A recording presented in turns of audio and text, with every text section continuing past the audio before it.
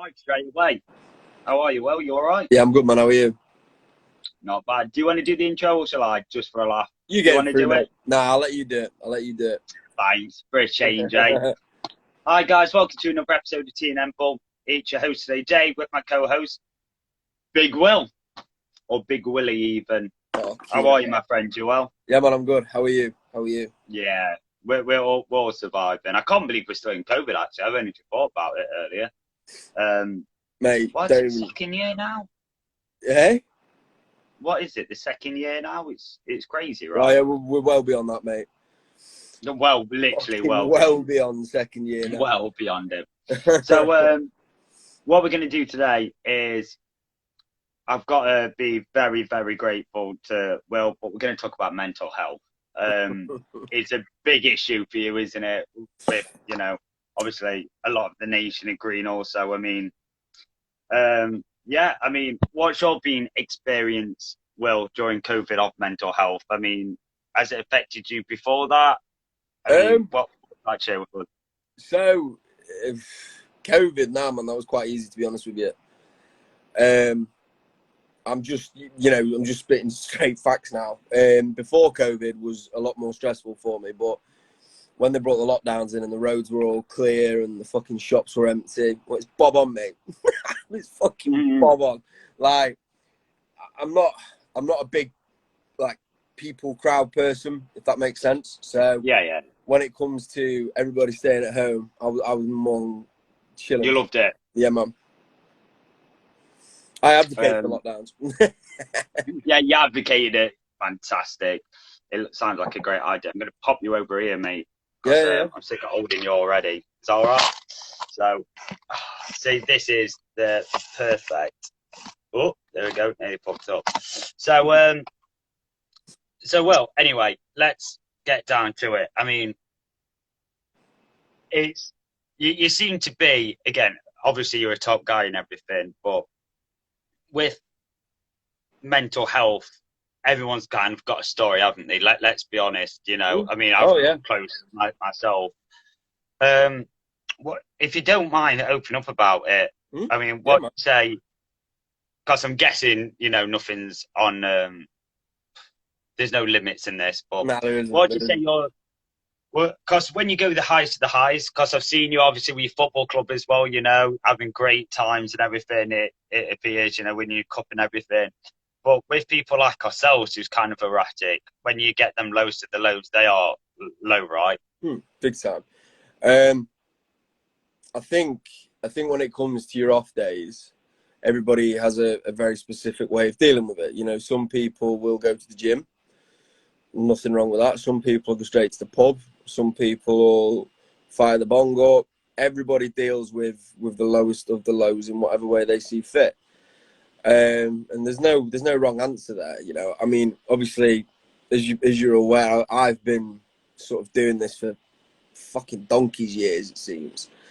So I do get quite a few people coming up to me and saying, "Oh, Swifty, what do you do when you're down in the dumps?" And I say, "Well, there is no definitive answer, and whatever I tell you to do will not be right for you, because that's the bottom line of it. It's everybody is different in their own little ways, and there is no right or wrong method to it. In terms of what started it all, I'd say it was a combination of things, really. It was a bad relationship end, and then I lost my granddad, and I grew up and I realised that shit, the real world isn't what you're always going to be, right?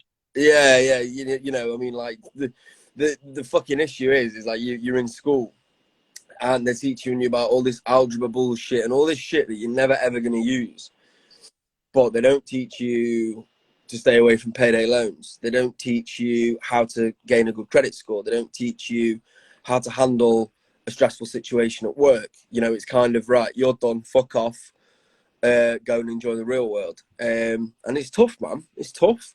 And unfortunately, some people haven't still realised this yet, which is why more and more people over COVID have started to break down with the mental health, because they've been placed into this change in this world that nobody has ever been into because I tell you now, mate, you know, sitting in my room on my, you know, on my Todd is perfect for me, but for other people it isn't. So it's the first time that some of these people have ever really, you know, experienced this scale of, you know, a mental health problem, which is probably why we're here talking about it today. Yeah. Can you remember that first time that you actually probably realised that you needed help? Yeah, You big know, time. Yeah, 100%. what did you say happened, if you don't mind sharing? Yeah, You know. no, absolutely. I'll be completely straight up and honest with you, mate. When I first started taking proper help, it was after an attempted suicide. Basically, I'd lost my head. You like people who've done it, they'll know exactly What what. age was you? It's a 20, bit of background. 20, I think. And how old are you now? 26 A lot older. in about 20 days. Yeah. So it was only 5 years ago. And whilst I don't, we'll come back round to it. But obviously, you've got a bit of help now, and you know, you're on some kind of medication that I think Yeah. it's serving you right. But again, we'll go into that a bit later. But yeah, sorry. Yeah. So what was the first point? What made you go from happy-go-lucky lad to, you know, potentially trying to, you know, end it? I didn't grieve enough for my pops. I don't think we called him Pops. I know his granddad, but Pops. He had terminal prostate cancer, and when it was sort of getting to the fucking business end of shit, and he was sort of locking himself away. I think it's fair. My family would agree with me to say that a lot of people shied away, so I took on more responsibility when it came to it. I arranged his funeral. I did all of this, and then after all that, I never really took some time aside and thought about myself. I just kind of fucking carried on, and that's when shit started to just spiral, and I was behaving whichever way I wanted to. I was doing whatever I wanted. I had no sense of danger whatsoever at all. And I think I knocked it on the head pretty quickly, really. I went to the doctors. I acknowledged that there was a problem, and then they stuck me into fucking therapy. And some people it works. I think it's a crock of shit, but that's just me. But yeah, they said therapy, and then they started on tablets, and we'll touch on tablets as well, because a lot of fucking people ask me about antidepressants and what do they do they work, blah blah blah blah blah. This whole genre that nothing is ever as straight as it seems. Yeah, it really isn't. I mean, so from 20 years old, from basically trying to obviously, you know, essentially kill yourself to, Yeah. I mean, to now, I'm guessing it's not just a straight road. You know, I'm guessing there's been multiple bumps, right? Fuck no. I mean, the first piece of advice I give to people who are suffering from mental health problems is don't think it's going to happen overnight at all. Not a chance. A lot of people walk into it and they think, "Oh, I'll get some prescription meds and then I'll be sound," and it doesn't work that way. You know, people suffer more because they have these they have these expectations that are just unachievable, completely unachievable. And my first doctor was very, very open and honest about that. He said it's not going to happen overnight. It's taken fucking years, man. Years and years and years of sleepless nights, of panicking, of missing out on shit, of hiding away. It took fucking years, mate. And it might, you know, some people, it will happen quicker. Don't get me wrong. It does happen quicker. But in my case, I don't move on from things until I fully understand what's going on. And it took me a long time to understand what was going on. So, yeah. I don't know about you as well, but kind of the winter affects myself really bad. I don't know why. I think it's just something seriously wrong with it. But it's not being flaky, especially with depression. You know. Yeah. I mean, think the thing is with the seasonal defect is actually called seasonal affective disorder. Yeah, sad.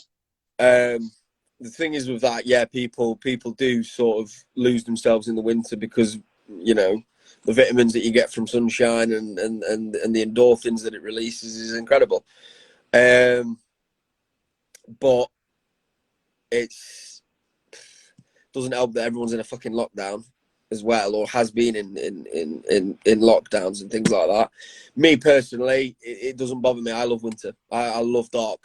I'm a bit of an opposite. In the summer when it's not getting dark till 11 o'clock at night, I'm sat there thinking, fucking hurry up, because I love the dark.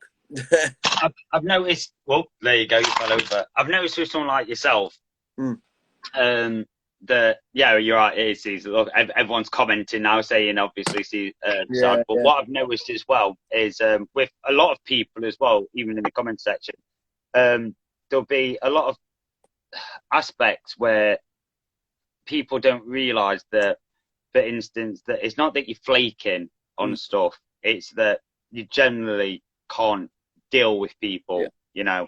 Yeah. So, for instance, we were going to record the other night, and you was quite honest with me, and you was going, I just can't. And what happens with you is, you won't literally reach out. I even say to you, I even got your number off you, and even then you'll just ignore it, because that's what kind of shut down. That's what I've noticed with yourself. And I don't know, and it can be anything from 2 hours to literally 4 months. Do you know what I mean? It depending what you like. It's tough. You got a lot better recently, though. Oh yeah, no, I'm trying my hardest.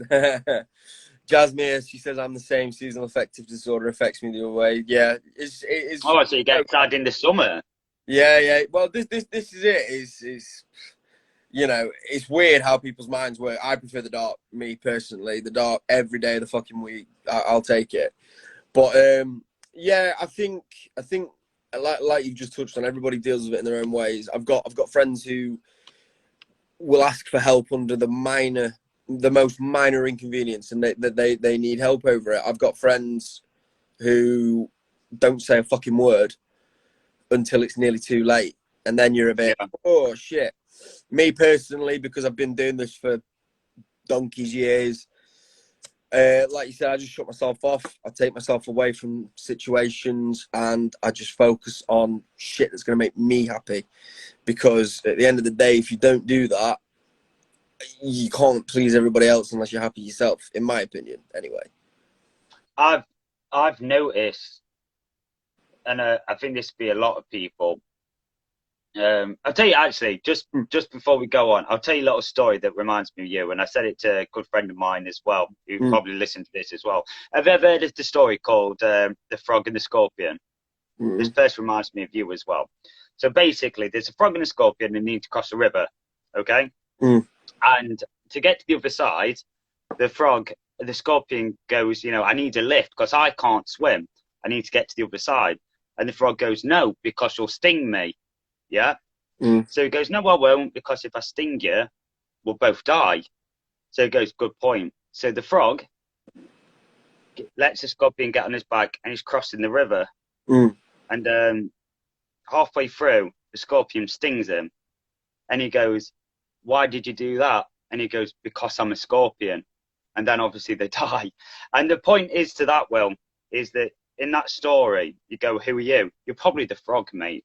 Due to the fact of, even though it's going to affect yourself more, you're still looking to give somebody a hand up, no matter what circumstances, even though there's nothing in it for you to get to the other side of the river, you're still looking there to help someone, you know? Yeah, man. And I appreciate that. That's a really nice analogy, and you know, that's touched me a little bit. We all know a few scorpions in our life, don't we? Fuck me, do we?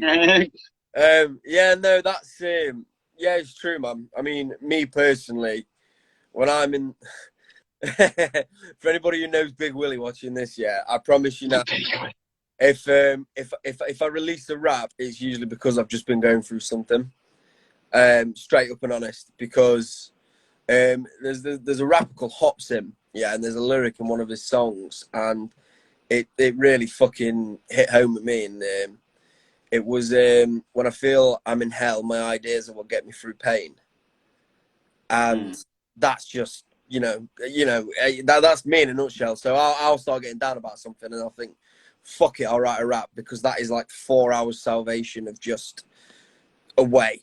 I think Will's psychic. He always knows when I'm about to go down. What?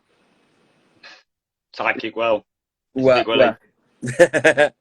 but yeah, you know, I put my ideas into that kind of stuff, and I advise other people to do the same thing. So if you know you're having a particularly shit day, do something that is going to distract you from thinking about that shit thing constantly.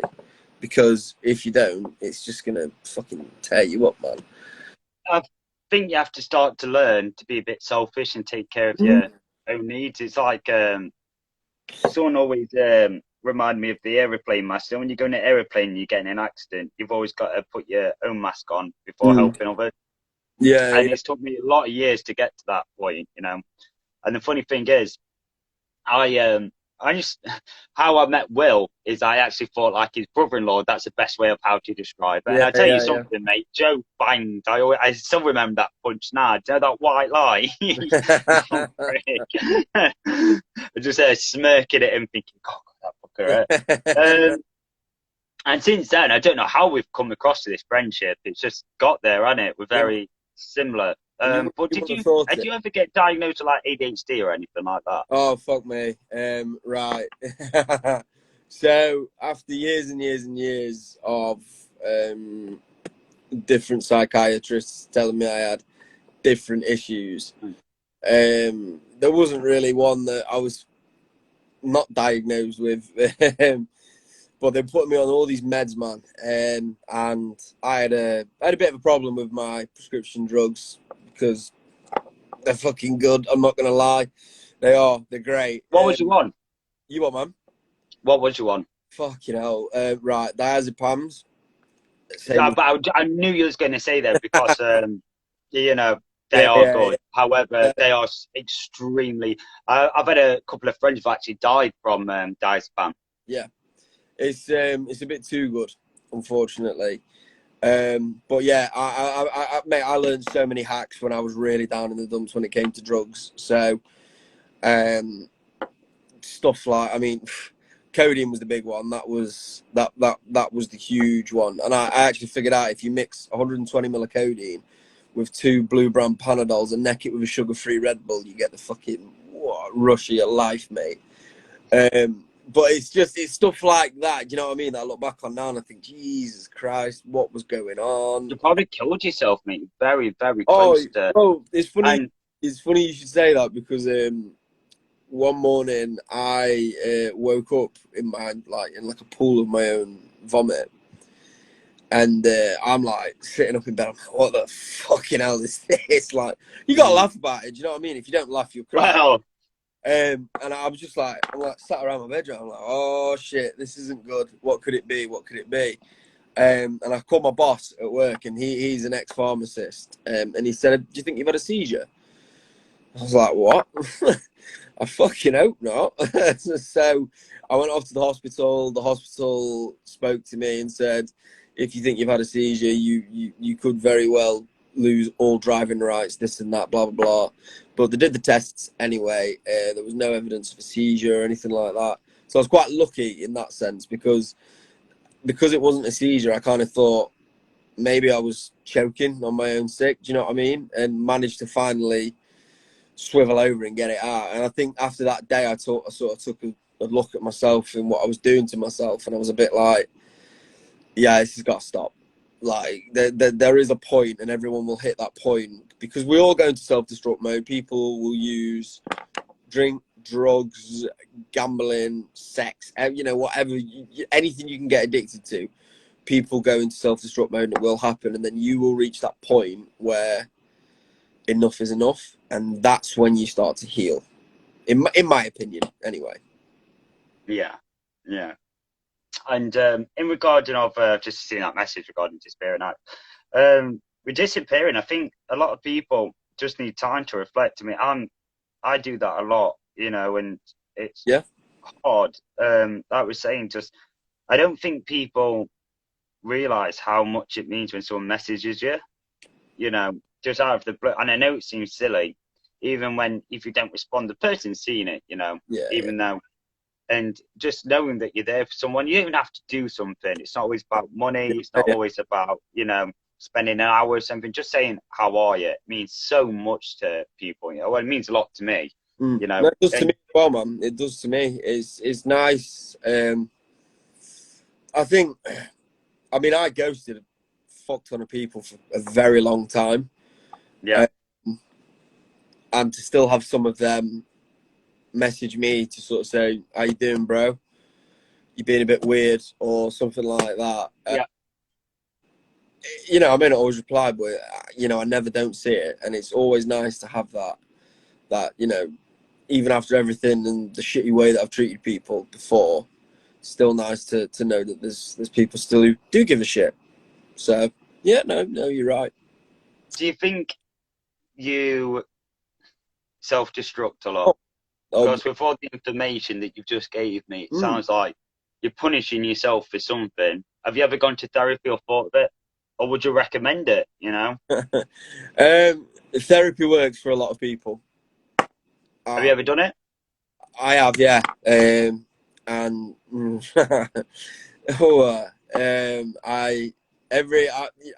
been referred to several therapists, and in the end, I've always jibbed out purely because half the shit that a therapist says to you is from a script.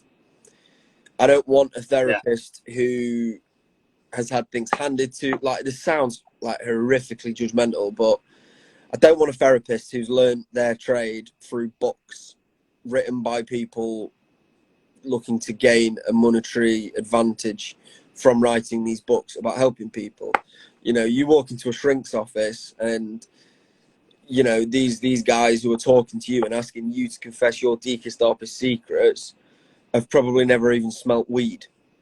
Do you know what I mean Yeah. when I say all Yeah. that? Like they have, in my opinion, and this is my opinion. You know, I'm not saying it doesn't work for other people because it does. You know, the statistics are there, but for me, I don't want to confide in you until you've got an idea of where I've been, because you can read all the fucking textbooks, all of the pamphlets, watch all the tutorial and training videos you want. But until you've been at the bottom of the pile, ready to string yourself up with a fucking rope, you do not have the sympathy, the judgment, or the knowledge to get me out of this rut that I am in. How would you would you say that when you go in your rut, how easy is it to get a rope and climb out of that hole that you've dug in now? Is it more fairly easier than it was when you were say 20? Do you want my honest answer? Without getting on, well, without getting kicked off any kind of platform would be kind of nice, yeah. It depends how much drugs you've got. I'll be honest, and like, you know, I've touched on this before. I've been in some dark places before, but you know, I'm a big advocate for marijuana, especially the medicinal kind. There is nothing in life you can't get through without having a smoke. I promise you that. Every fucking day of the week. And these therapists and shrinks will turn to you and say, oh, have you tried this breathing technique? I don't want a breathing technique, mate. That doesn't fucking work. I want a big bong. I want a fat spliff. And I want a pint of fucking Carlin sat next to me. I want to do all three of them in one fucking go. And then I want to go to sleep. And then I'll wake up in the morning and I'll try again. Do you know what I mean? I know what you're saying. I just think it's such a short term. I know what you're saying Oh, no, in it regard is. to that, and that is a very, very short term. Yeah. It's like getting a puncturing kit and just putting a plaster over it, mate. Yeah. Whilst it helps for that, you know, small thing aspect of it, I don't know. I think it probably does come with life experience and then changing it. And again, like we said at the start of this, I think every person's individual, and Yeah. every person will get over it through a certain, you know, aspects of their life. So whatever is right for you won't be right for me, No, vice versa. Or exactly. then people who don't smoke, for instance. And smoking, you know, like you say, your honest description now, I believe, that Yeah. probably help you a lot more than it would me. However, again, I'm not against it. Actually, I think it's one of the best things that is available in modern science. However, what do you reckon the underlying issue is? You know, is there one? What, yourself, in general or just for me? just for you. Well, you can do both if you want, Yeah. but let's focus on you first. I think my underlying issue is in growing up, because a lot of people with mental health problems, you know, I'll never deny this whatsoever. But a lot of people with mental health problems had rubbish childhoods, and they grew up with abusive parents, or they grew up with no parents, or they grew up with parents who weren't particularly nice. But with me, I had the complete opposite. I had everything I ever wanted given to me as a child. I'm not afraid to admit that. You know, people don't give the parents the credit that they're always due. But I had a lot of things given to me as a child, and then I hit adulthood, and everything changed. So obviously, I had to provide for myself. I lost my granddad. My dad became poorly. My sister moved away. You know, it was just fucking. It was this whole perfect life that I had as a kid growing up. Within the space of a year, had just been shattered. Yeah, I get And that, mate. it was a tough pill to swallow, because you could call it spoiled brat syndrome, but it was tough because I didn't know any other way of living. Now, society in general, I think first and foremost, the government have fucked everybody's mental health up, in my opinion, by not only With all these U-turns, or Hmm? with all these U-turns that they're continuously Yeah, doing, or it's more oh, here's a lockdown. All right, okay, you're out of lockdown. Oh, actually, got your hopes up. You're back in lockdown. And then when, you know, there was a bigger mental health crisis than a COVID fucking pandemic. I promise you that, after lockdowns came in.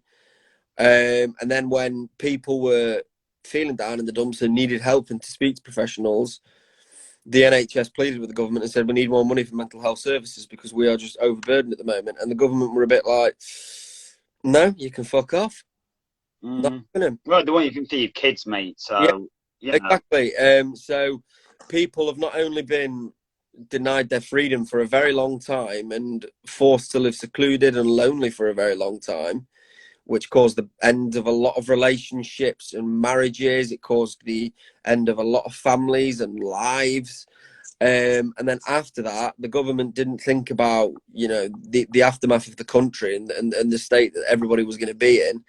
And then when it came to light that, yeah, it was the fucking lockdowns that have done this to people and this and that, and there's no services available. So that in turn is making people turn on the NHS. And I can assure you, 6 years ago, when I first went through this rodeo, I was seen within a matter of fucking hours about well, any problem I'd ever had. But because of the government's own undoing, and social media doesn't help as well, when you're sat at home in your what you class as a shitty little house with your crap little car and your not very well paid job, and then you go click onto fucking Instagram or wherever you go to, and Sally you went to school with has now got a Mercedes AMG, and she's got a fucking husband and 2 kids and a nice £500,000 house in the countryside of Buxton, and you sort of sit there looking at that going, what the fucking hell happened there?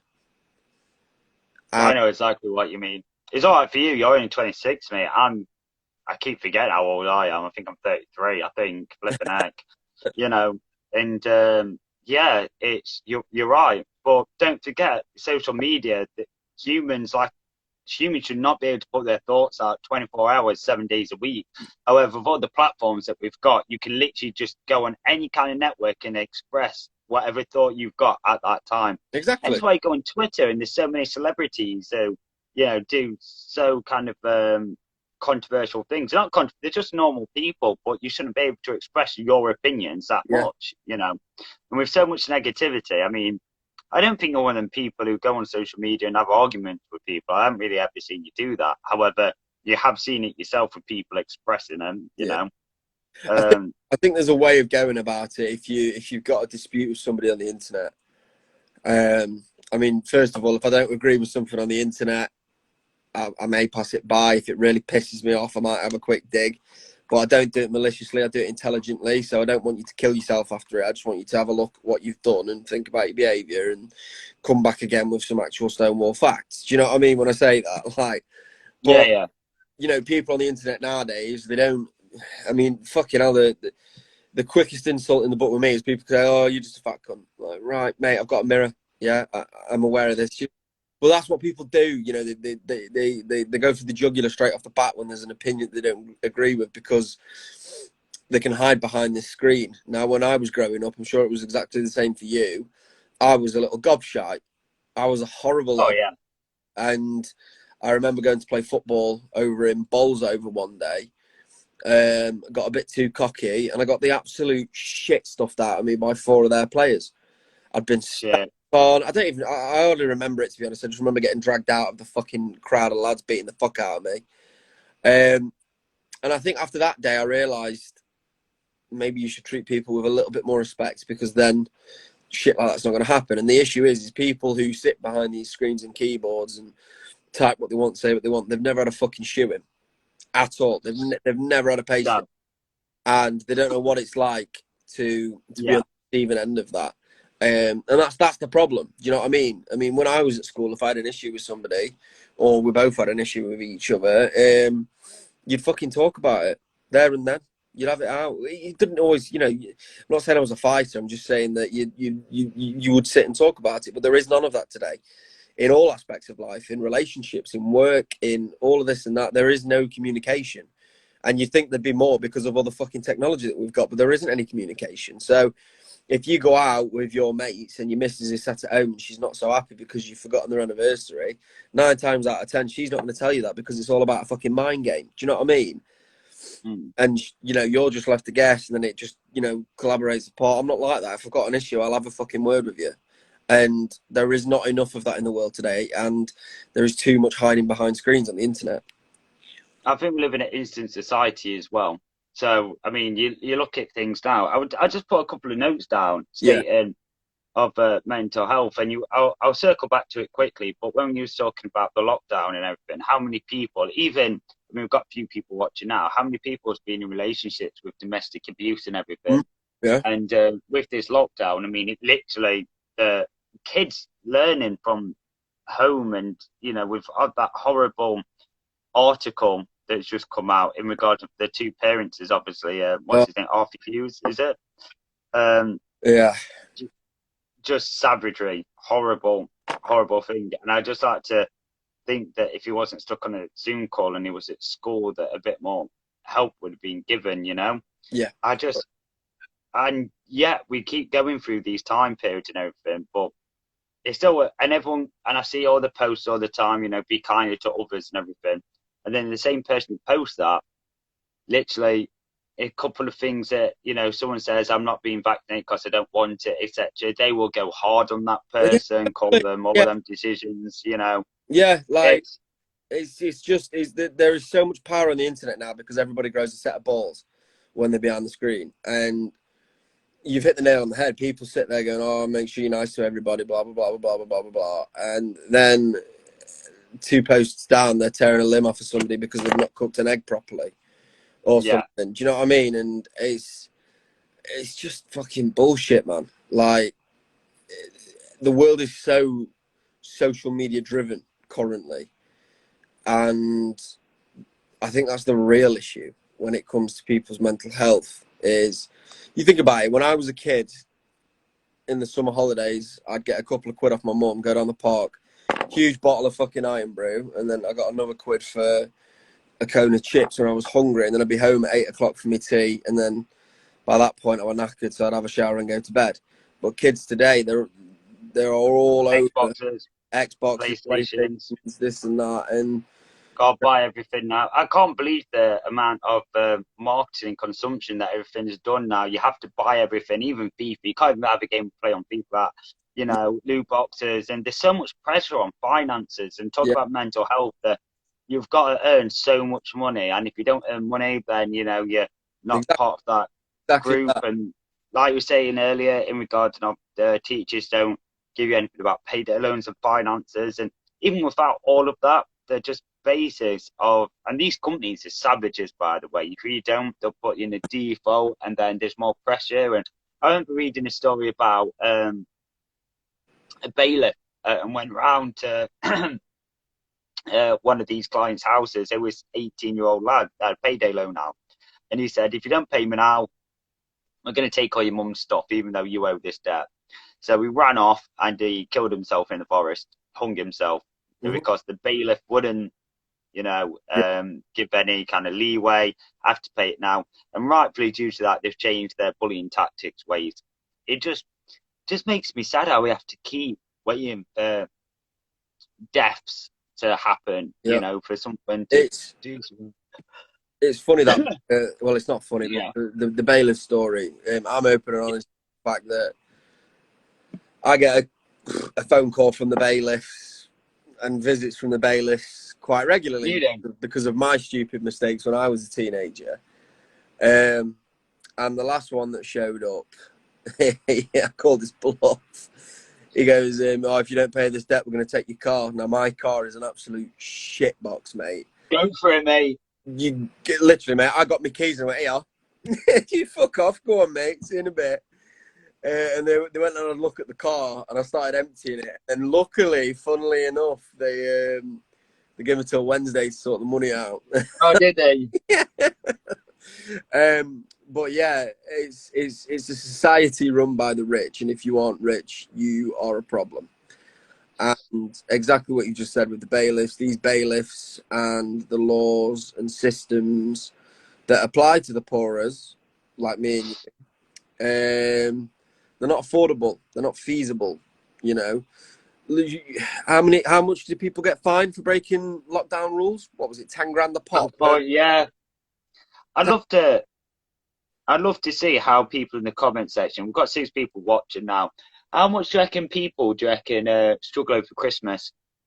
Oh. The prices of things, because Christmas used to be about spending time with your family and everything. Let's all be honest, that's what it did. I used to remember my grand's Christmas dinners and everything, and now it's just so much about money. That's all it's about, mate. Yeah. All of it. And if you haven't got to give your kids 200-300 quid, for instance, now, then you're a piece of shit parent and everything. And if you don't get your missus that kind of right present, she's going to sleep with Rob or someone, I don't know, something silly like that. But do you know what I mean? It's so pressurized to get it right. And, it's fucking, I mean, I remember a few years ago, my mum and dad spoke to me and they said, we've not got a lot of money this Christmas, so let's have a bit of a budget. And both me and my sister turned around and said, I'd rather you spend it on good food and a proper meal, and we just have a nice day together and this and that. We still got presents, don't get me wrong, but we had a really good Christmas. And I think, growing up is realising that Christmas isn't about the materialistic value of things. It's the one day a year you can get as fucked up as you want without anyone in your family telling you that it's wrong to do that. And the can at 9 a.m. Oh, it's Christmas. It's okay to be an alcoholic. Fuck it, it's Christmas is the phrase around this time of year. And, some of my best Christmases have come from me waking up, getting on it, and just getting absolutely steamrolled or stoned off me nut with my family, and no one gives a fuck about anything for one day. And that to me is worth more than any fucking present you could get me. Just being content for one day. And that shows how sad this society's come to. And, Boris Johnson's released today that, he wants to crack down on all drugs and make sure that drug users are prosecuted as well as drug dealers and this and that. And I'm thinking, mate, you are fighting the wrong fucking people here. Yeah. Seriously, like, the reason the drug use is so high today is because people are that fucking depressed. All they have to do at the weekend is get drunk and cocaine because it takes the pain away, mate. I've been there, I've done it. And fuck me, there is no better feeling than being drunk and absolutely wired off your fucking nut because you don't care about anything. Like, nothing in the world matters in that moment. So no wonder it is so addictive, and no wonder people are constantly craving that, because it is the one time where you can do what you want and you don't feel the consequences. The next day, it's obviously different. Obviously with the come downs and things like that. That's why I don't recommend drugs to people unless it's cannabis. But yeah, it's just society is so fucked at the moment, and I'm so sick and tired of seeing the powers above and the high B that they're just sat there going, well, go for a walk. Oh, read a book. Do something mindful. Like, fuck off. Learn Latin. You what, man? Learn Latin. Yeah, exactly. Like, it's just like, fuck off. You've never been in my shoes, so don't tell me what I can and can't do and how to replicate this. And as you can probably tell, I really don't like the government. No, you do really well hiding it. Yeah, but yeah, society has a bigger problem with mental health than it does with COVID at the moment, and I'll be honest to people, I can't see it getting any better anytime soon. So we've gone through like kind of the dark things. What I'm going to do is just obviously bring it full circle. Obviously, we end it well. And when I mean end it, I'm on about this podcast. But what's some of your highlights recently? Because like I said, I've seen you be active, and also talk about things that lift you up. I do believe good experiences with good people, because you've got a lot of good people around you. What's been kind of your benefits that's helped you through really dark times at the moment? Would you say it's going to the pub with the lads? Would you say it's your family? Would you just say it's just being kind to each other? What's helped you personally? Football. Is that watching your team being terrible, or is it, your local team? Or I'm not with my local team anymore. That's for what? Oh gosh. Very, very, very long story. I'll narrow it down. The owners of the pub that I was helping the football team weren't particularly happy with the way I spoke to the lads. And in my opinion, the footballing side stays with me. And they wanted to be too involved, so I said no. I'm not doing this anymore. So, yeah, there's no bad blood or anything like that. Well, that story's for another day. But for recently, what it's been is literally football, my prescription, and my PlayStation. And not watching Arsenal. I mean, I went to Old Trafford the other night. That was very uncomfortable. No, it was funny, wasn't it? I saw it, and I was just like, "Oh man, when 3-2, wow." Yeah, it was Was it 3-2? I think it was 3-2, wasn't it? It was 3-2. It was a Ronaldo penalty that won the game for them. Ronaldo. That's literally what I was saying on the way out. But yeah, for getting through the hard times, the best advice I could give to people is enjoy the little things. If you're having a shit day at work, what's one thing you're going to do that night that's going to make you happy? So you're going to have a bath. Are you going to go on your PlayStation? Are you going to go meet your mate at the pub? And look forward to that thing and use that to drive you through the day. Because you will get a little warm feeling in the bottom of your tummy thinking, oh yeah, this is happening, this is cool. So just enjoy the little things, no matter what they are. It depends, doesn't it? Really does. I've tried to phone my parents a bit more recently, because I just feel like I've been a bit of a crap son, and a worse friend even, But I think it's about being more active, not shooting yourself down, and every time you finish work, stop watching TV and going to bed and doing the same thing, Try to, and it's hard not to do that. I totally get it, and just living for that weekend to possibly do the same thing, There's more to this world than work, and I'm just coming to that realization now, which is silly. I know it sounds so stupid, but no, it's true. I know I'm gonna be one of them people who go, "What did you do with your life?" No one says, "I wish I worked more," do they? No. And I feel like I'm going to become one of them people. Just focusing. That's what I think. My New Year's resolution. I hate that as well. New Year's resolution. Just start now. Do you know what I mean? Why do people do that? Yeah. But yeah, no, I do need to start that straight away. If you got any warming words of wisdom to the viewers before we wrap up?